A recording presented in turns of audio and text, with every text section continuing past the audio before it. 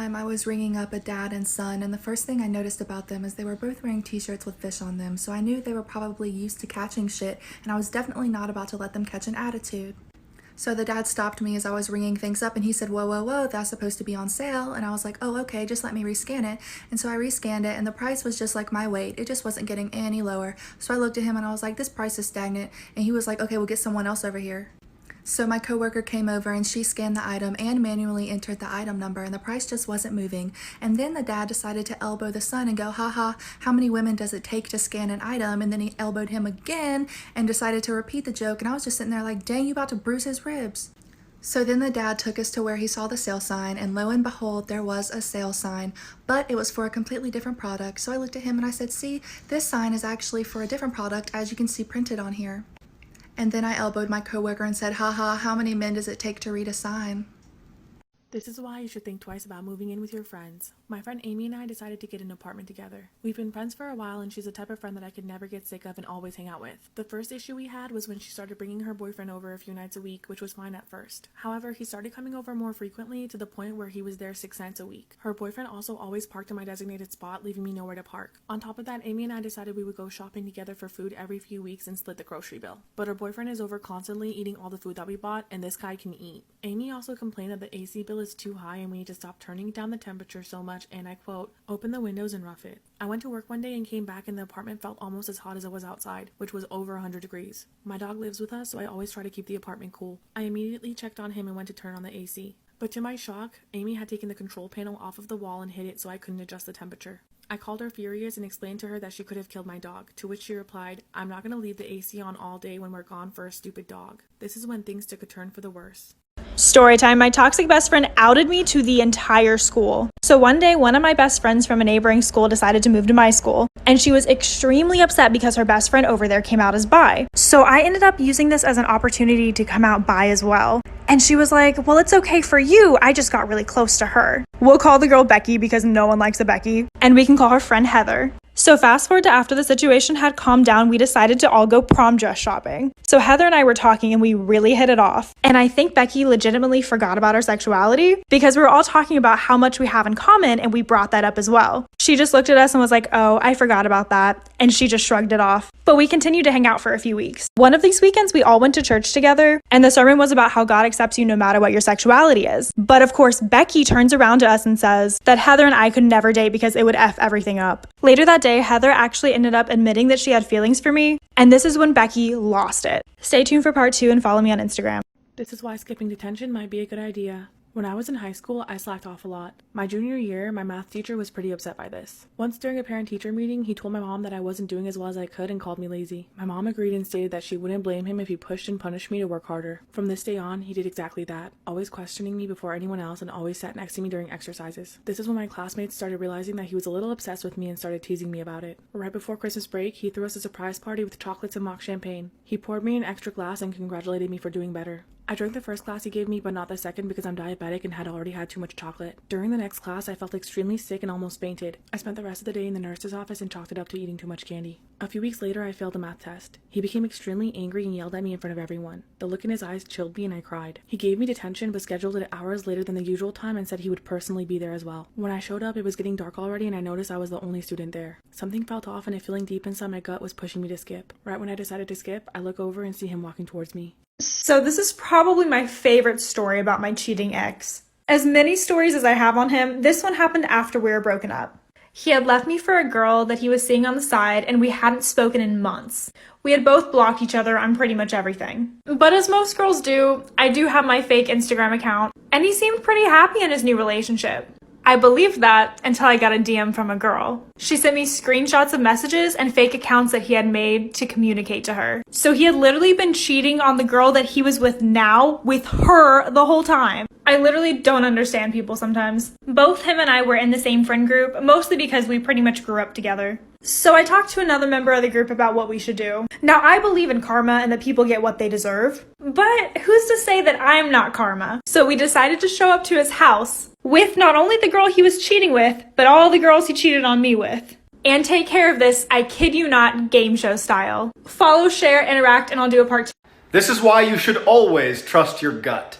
In the 1970s, a young couple decided to go for a late night hike in the woods. A couple minutes into their walk, and the man remembers thinking something's not right. He tells his girlfriend, but they just decide to ignore it and keep going, until he steps on something that felt really soft, like it was alive. Before he has a chance to see what he stepped on, they hear all this rustling in the bushes next to them, and they bolt. Years later, that couple turns on the TV, and a death row inmate who's about to be executed is being interviewed. And they ask him, was there ever a time that you were almost caught red-handed? He responded, yes, one time. I was in the woods, and a couple walked through, and the man actually stepped on the body of a girl I had just killed. I was hiding in the bushes just a few feet away. They didn't see me. That couple had run into one of the worst serial killers of all time, Ted Bundy. My boyfriend showed up to my house randomly one day. I had just woken up and I got ready so fast in my room. Mom told him that he could wait in the living room. She ended up jumping in the shower. I went outside to the living room and we ended up going to his house. And I was there. My mom called me. She said that there was $350 on the table and that one $50 bill was missing. I couldn't believe what I was hearing, but I had to find out the truth. So I told him to take me to Jack in the Box. We went through the drive-thru. I was so mad, but I had to keep it together. I knew that he only paid with 20s. He never paid with 50s. I ordered my food and I was waiting to see what bill he pulled out. And guess what, guys? It was a $50 bill. Then I looked at him and told him, don't pay with my mom's money. I grabbed my purse, pulled out a 20, and told him, pay with my money. His eyes just popped open. He knew he got caught. My daughter Savannah is the CEO of faking illness to get out of school. So when she does not feel like being there, she will go to the nurse's office and complain to them that she is really not feeling good so that they call me and I have to go get her. Well, one day after this happens, I walk into the administrative office and everybody is really concerned because Savannah is sitting in a chair like so dramatically like,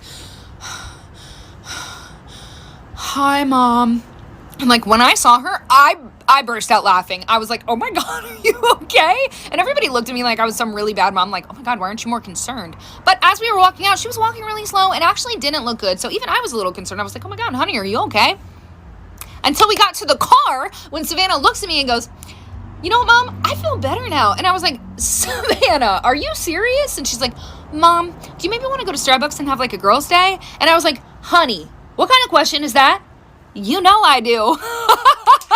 So this is about the time that my best friend spread a rumor that I had an orgy with 15 girls. So in my freshman year of high school, I became friends with this girl that we can call Sarah. I started to get red flags immediately after we became friends. After people started to notice that we were hanging out, I got so many DMs on Instagram telling me to watch out for her. Anyways, I didn't believe them and I continued to be friends with her for a while. But then she got really jealous once I started to talk to this guy. I turned him down, so I thought that she would calm down too, but she did not. I could really feel that something was off. The next time we hung out together, she hid her phone around me. I knew that this was really weird because one, it had never happened before. And two, just like, why? Is something gonna pop up that you don't want me to see? I also went over to her house to hang out and I noticed that her parents were whispering a lot and kind of looking at me funny.